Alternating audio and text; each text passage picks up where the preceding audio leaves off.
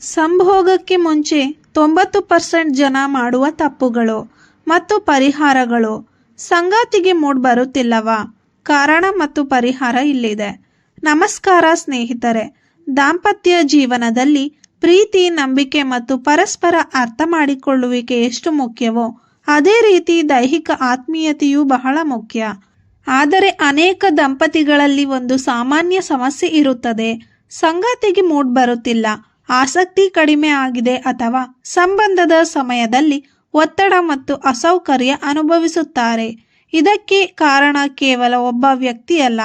ಕೆಲವೊಮ್ಮೆ ನಾವು ಮಾಡುವ ಸಣ್ಣ ತಪ್ಪುಗಳೇ ದೊಡ್ಡ ಸಮಸ್ಯೆಗೆ ಕಾರಣವಾಗಬಹುದು. ಹೌದು, ಇಂದಿನ ವಿಡಿಯೋದಲ್ಲಿ ಸಂಭೋಗಕ್ಕೆ ಮುಂಚೆ ಅನೇಕ ಜನ ಮಾಡುವ ಸಾಮಾನ್ಯ ತಪ್ಪುಗಳು ಮತ್ತು ಅವುಗಳಿಗೆ ಸರಳ ಪರಿಹಾರಗಳನ್ನು ತಿಳಿಯೋಣ. ವಿಡಿಯೋ ನಿಮಗೆ ಉಪಯುಕ್ತವಾಗಿದ್ದರೆ ಲೈಕ್ ಮಾಡಿ, ಶೇರ್ ಮಾಡಿ ಹಾಗೂ ಚಾನಲ್ ಅನ್ನು ಸಬ್ಸ್ಕ್ರೈಬ್ ಮಾಡಿ. ತಪ್ಪು 1. ನೇರವಾಗಿ ವಿಷಯಕ್ಕೆ ಹೋಗುವುದು. ಅನೇಕ ದಂಪತಿಗಳು ಮಾತನಾಡುವುದು, ಪ್ರೀತಿ ತೋರಿಸುವುದು ಅಥವಾ ಪರಸ್ಪರ ಸಮಯ ಕಳೆಯುವುದನ್ನು ಬಿಟ್ಟು ನೇರವಾಗಿ ದೈಹಿಕ ಸಂಬಂಧಕ್ಕೆ ಮುಂದಾಗುತ್ತಾರೆ. ಆದರೆ ಬಹಳಷ್ಟು ಜನರಿಗೆ, ವಿಶೇಷವಾಗಿ ಮಹಿಳೆಯರಿಗೆ, ಮನಸ್ಸಿನ ಸಿದ್ಧತೆ ಬಹಳ ಮುಖ್ಯ. ಇದಕ್ಕೆ ಪರಿಹಾರ: ಮೊದಲು ಸಂಗಾತಿಯೊಂದಿಗೆ ಪ್ರೀತಿಯಿಂದ ಮಾತನಾಡಿ. ದಿನ ಹೇಗಿತ್ತು ಎಂದು ಕೇಳಿ. ಸಣ್ಣ ಹಾಸ್ಯ ಮಾಡಿ. ಪ್ರೀತಿಯಿಂದ ಮಾತನಾಡಿ. ಒಬ್ಬರಿಗೊಬ್ಬರು ಸಮಯ ನೀಡಿ. ಮನಸ್ಸು ಶಾಂತವಾಗಿದ್ದಾಗ ದೈಹಿಕ ಆತ್ಮೀಯತೆಯು ಸಹಜವಾಗಿ ಹೆಚ್ಚುತ್ತದೆ. ತಪ್ಪು 2. ಸಂಗಾತಿಯ ಮನಸ್ಥಿತಿಯನ್ನು ಅರ್ಥ ಮಾಡಿಕೊಳ್ಳದೆ ಒತ್ತಾಯ ಮಾಡುವುದು. ಸಂಗಾತಿಗೆ ದಣಿವು, ಒತ್ತಡ, ಕೆಲಸದ ಟೆನ್ಷನ್ ಅಥವಾ ಬೇರೆ ಚಿಂತೆಗಳಿದ್ದರೆ ಅವರಿಗೆ ಮೂಡ್ ಬರದೇ ಇರಬಹುದು. ಆ ಸಮಯದಲ್ಲಿ ಒತ್ತಾಯ ಮಾಡುವುದು ಸಂಬಂಧದಲ್ಲಿ ಇನ್ನಷ್ಟು ದೂರವನ್ನು ಉಂಟು ಮಾಡಬಹುದು. ಇದಕ್ಕೆ ಪರಿಹಾರ: ಮೊದಲು ಕೇಳಿ. ನಿನಗೆ ಏನಾಗಿದೆ? ನೀನು ದಣಿದಿದ್ದೀಯಾ? ಟಯರ್ಡ್ ಆಗಿದ್ದೀಯಾ? ನಿನಗೆ ಏನಾದರೂ ಚಿಂತೆನಾ ಎಂಬುದನ್ನು ಪ್ರೀತಿಯಿಂದ ಕೇಳಿ. ಸಂಬಂಧದಲ್ಲಿ ಒಪ್ಪಿಗೆ ಮತ್ತು ಪರಸ್ಪರ ಆರಾಮ ಬಹಳ ಮುಖ್ಯ. ತಪ್ಪು 3. ಸ್ವಚ್ಛತೆಗೆ ಗಮನ ಕೊಡದೇ ಇರುವುದು. ಸ್ವಚ್ಛತೆ ಮತ್ತು ವೈಯಕ್ತಿಕ ಆರೈಕೆ ಸಂಗಾತಿಯ ಆಕರ್ಷಣೆಯ ಮೇಲೆ ಪರಿಣಾಮ ಬೀರುತ್ತದೆ. ಬೆವರು, ಬಾಯಿಯ ದುರ್ವಾಸನೆ ಅಥವಾ ಅಸಮರ್ಪಕ ಸ್ವಚ್ಛತೆ ಸಂಗಾತಿಗೆ ಅಸೌಕರ್ಯ ಉಂಟು ಮಾಡಬಹುದು. ಇದಕ್ಕೆ ಪರಿಹಾರ: ಸಂಬಂಧಕ್ಕೆ ಮುಂಚೆ ಸ್ನಾನ ಮಾಡಿ. ಬಾಯಿಯ ಸ್ವಚ್ಛತೆಗೆ ಗಮನ ಕೊಡಿ.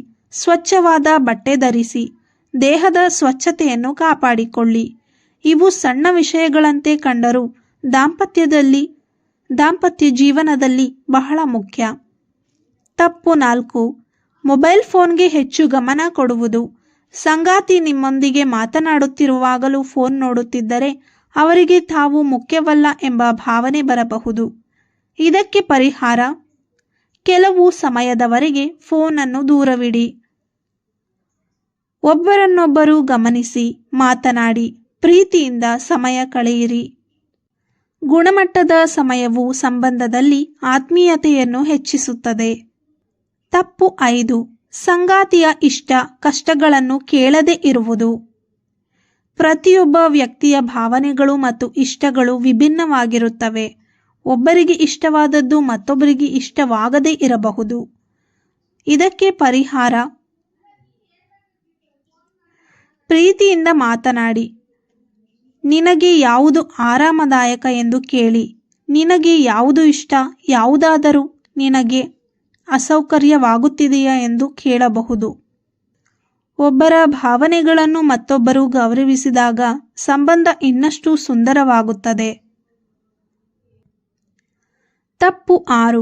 ತಕ್ಷಣವೇ ಫಲಿತಾಂಶ ನಿರೀಕ್ಷಿಸುವುದು.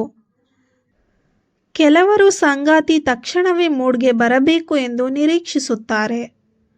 ಆದರೆ ಇದು ದೈಹಿಕ ಆತ್ಮೀಯತೆ ಒಂದು ಪ್ರಕ್ರಿಯೆ. ಆತುರದಿಂದ ನಡೆದುಕೊಂಡರೆ ಸಂಗಾತಿಗೆ ಒತ್ತಡ ಉಂಟಾಗಬಹುದು. ಇದಕ್ಕೆ ಪರಿಹಾರ: ಆತುರ ಪಡಬೇಡಿ. ಪ್ರೀತಿ, ಮಾತುಕತೆ, ಪರಸ್ಪರ ಆರಾಮ ಮತ್ತು ಭಾವನಾತ್ಮಕ ಸಂಪರ್ಕಕ್ಕೆ ಸಮಯ ನೀಡಿ. ಒತ್ತಡವಿಲ್ಲದ ವಾತಾವರಣವೇ ಆತ್ಮೀಯತೆಗೆ ಉತ್ತಮ ವಾತಾವರಣ. ತಪ್ಪು 7. ಸಂಗಾತಿಯ ದೇಹದ ಬಗ್ಗೆ ಟೀಕೆ ಮಾಡುವುದು. ಸಂಗಾತಿಯ ದೇಹ, ತೂಕ, ರೂಪ ಅಥವಾ ದೈಹಿಕ ನೋಟದ ಬಗ್ಗೆ ಟೀಕೆ ಮಾಡುವುದು ಆತ್ಮವಿಶ್ವಾಸವನ್ನು ಕಡಿಮೆ ಮಾಡಬಹುದು. ಇದರಿಂದ ಸಂಗಾತಿಗೆ ಆತ್ಮೀಯತೆಯ ಸಮಯದಲ್ಲೂ ಅಸೌಕರ್ಯ ಉಂಟಾಗಬಹುದು. ಇದಕ್ಕೆ ಪರಿಹಾರ: ಟೀಕಿಸುವ ಬದಲು ಮೆಚ್ಚುಗೆಯನ್ನು ವ್ಯಕ್ತಪಡಿಸಿ. ಪ್ರೀತಿಯ ಮಾತುಗಳನ್ನು ಹೇಳಿ. ನೀನು ನನಗೆ ತುಂಬ ವಿಶೇಷ. ನಿನ್ನ ಜೊತೆ ಇದ್ದಾಗ ನನಗೆ ಸಂತೋಷವಾಗುತ್ತದೆ. ಇಂತಹ ಮಾತುಗಳು ಭಾವನಾತ್ಮಕ ಬಂಧವನ್ನು ಹೆಚ್ಚಿಸುತ್ತವೆ. ತಪ್ಪು 8. ದಿನವಿಡೀ ಜಗಳ ಮಾಡಿ ರಾತ್ರಿ ಆತ್ಮೀಯತೆ ನಿರೀಕ್ಷಿಸುವುದು. ದಿನವಿಡೀ ಜಗಳ, ಕೋಪ ಮತ್ತು ಮನಸ್ತಾಪ ಇದ್ದರೆ ಮನಸ್ಸು ಶಾಂತವಾಗಿರಲು ಕಷ್ಟ. ಇದಕ್ಕೆ ಪರಿಹಾರ: ಮೊದಲು ಸಮಸ್ಯೆಯನ್ನು ಮಾತನಾಡಿ ಬಗೆಹರಿಸಿಕೊಳ್ಳಿ. ತಪ್ಪು ಯಾರದ್ದೇ ಆಗಿರಲಿ ಕ್ಷಮೆ ಕೇಳುವುದರಲ್ಲಿ ತಪ್ಪಿಲ್ಲ. ಸಂಬಂಧದಲ್ಲಿ ಗೆಲ್ಲುವುದು ಮುಖ್ಯವಲ್ಲ, ಒಬ್ಬರನ್ನೊಬ್ಬರು ಅರ್ಥ ಮಾಡಿಕೊಳ್ಳುವುದು ತುಂಬ ಮುಖ್ಯ. ತಪ್ಪು 9. ಸಂಗಾತಿಗೆ ಇಲ್ಲ ಎಂಬ ಮಾತನ್ನು ಗೌರವಿಸದಿರುವುದು. ಇದು ಅತ್ಯಂತ ಮುಖ್ಯವಾದ ವಿಷಯ. ಸಂಗಾತಿಗೆ ಆಸಕ್ತಿ ಇಲ್ಲದಿದ್ದರೆ ಅಥವಾ ಅಸೌಕರ್ಯವಿದ್ದರೆ ಒತ್ತಾಯ ಮಾಡಬಾರದು. ಇದಕ್ಕೆ ಪರಿಹಾರ: ಯಾವುದೇ ದೈಹಿಕ ಸಂಬಂಧಕ್ಕೂ ಇಬ್ಬರ ಸ್ಪಷ್ಟ ಒಪ್ಪಿಗೆ ಮತ್ತು ಆರಾಮ ಅಗತ್ಯ. ಒತ್ತಾಯದಿಂದ ಸಂಬಂಧ ಸುಂದರವಾಗುವುದಿಲ್ಲ. ಪ್ರೀತಿ, ಗೌರವ ಮತ್ತು ನಂಬಿಕೆಯಿಂದ ಮಾತ್ರ ದಾಂಪತ್ಯ ಜೀವನ ಸುಂದರವಾಗುತ್ತದೆ. ಸಂಗಾತಿಗೆ ಮೂಡ್ ಬರಲು ಸಹಾಯ ಮಾಡುವ ಸರಳ ಮಾರ್ಗಗಳು: ಪರಸ್ಪರ ಪ್ರೀತಿಯಿಂದ ಮಾತನಾಡಿ, ಒತ್ತಡ ಕಡಿಮೆ ಮಾಡಿ, ಮೊಬೈಲ್ ದೂರವಿಡಿ, ಸ್ವಚ್ಛತೆಗೆ ಗಮನ ಕೊಡಿ, ಸಂಗಾತಿಯ ಮಾತುಗಳನ್ನು ಆಲಿಸಿ, ಪ್ರೀತಿಯ ಮಾತುಗಳನ್ನು ಹೇಳಿ, ಆತುರ ಪಡಬೇಡಿ, ಸಂಗಾತಿಯ ಒಪ್ಪಿಗೆ ಮತ್ತು ಆರಾಮಕ್ಕೆ ಗೌರವ ನೀಡಿ, ನಿಯಮಿತವಾಗಿ ಒಟ್ಟಿಗೆ ಸಮಯ ಕಳೆಯಿರಿ.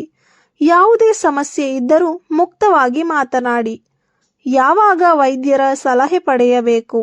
ಸಂಗಾತಿಗೆ ನಿರಂತರವಾಗಿ ಆಸಕ್ತಿ ಕಡಿಮೆ ಆಗಿದ್ದರೆ, ನೋವು ಇದ್ದರೆ, ಒತ್ತಡ ಅಥವಾ ಆತಂಕ ಹೆಚ್ಚಾಗಿದ್ದರೆ, ಅಥವಾ ಈ ಸಮಸ್ಯೆ ದಾಂಪತ್ಯ ಜೀವನದ ಮೇಲೆ ಪರಿಣಾಮ ಬೀರುತ್ತಿದ್ದರೆ ವೈದ್ಯರು ಅಥವಾ ಅರ್ಹ ಆರೋಗ್ಯ ತಜ್ಞರ ಸಲಹೆ ಪಡೆಯುವುದು ಉತ್ತಮ. ಕೆಲವೊಮ್ಮೆ ದೈಹಿಕ ಆರೋಗ್ಯ, ಮಾನಸಿಕ ಒತ್ತಡ, ನಿದ್ರೆಯ ಕೊರತೆ ಅಥವಾ ಔಷಧಿಗಳ ಪರಿಣಾಮವು ಆಸಕ್ತಿಯ ಮೇಲೆ ಪರಿಣಾಮ ಬೀರಬಹುದು. ಹಾಗಾದರೆ ಸ್ನೇಹಿತರೆ, ದಾಂಪತ್ಯ ಜೀವನದಲ್ಲಿ ಕೇವಲ ದೈಹಿಕ ಸಂಬಂಧ ಮಾತ್ರ ಮುಖ್ಯವಲ್ಲ. ಪ್ರೀತಿ, ನಂಬಿಕೆ, ಗೌರವ, ಮಾತುಕತೆ ಮತ್ತು ಪರಸ್ಪರ ಒಪ್ಪಿಗೆ ಇವೆಲ್ಲವೂ ಸೇರಿ ಸುಂದರ ದಾಂಪತ್ಯ ಜೀವನ ನಿರ್ಮಾಣವಾಗುತ್ತದೆ. ಸಂಗಾತಿಗೆ ಮೂಡ್ ಬರುತ್ತಿಲ್ಲ ಎಂದು ತಕ್ಷಣ ಅವರನ್ನು ದೂಷಿಸಬೇಡಿ. ಮೊದಲು ಕಾರಣವನ್ನು ಅರ್ಥ ಮಾಡಿಕೊಳ್ಳಿ. ಪ್ರೀತಿಯಿಂದ ಮಾತನಾಡಿ, ಸಮಯವನ್ನು ಕಳೆಯಿರಿ, ಅವರ ಭಾವನೆಗಳನ್ನು ಗೌರವಿಸಿ. ಇದೇ ದಾಂಪತ್ಯ ಜೀವನದ ನಿಜವಾದ ರಹಸ್ಯ. ಈ ಮಾಹಿತಿ ನಿಮಗೆ ಉಪಯುಕ್ತವಾಗಿದ್ದರೆ ತಪ್ಪದೆ ಈ ವಿಡಿಯೋವನ್ನು ಲೈಕ್ ಮಾಡಿ, ಶೇರ್ ಮಾಡಿ ಮತ್ತು ಚಾನಲ್ ಅನ್ನು ಸಬ್ಸ್ಕ್ರೈಬ್ ಮಾಡಿ. ಧನ್ಯವಾದಗಳು.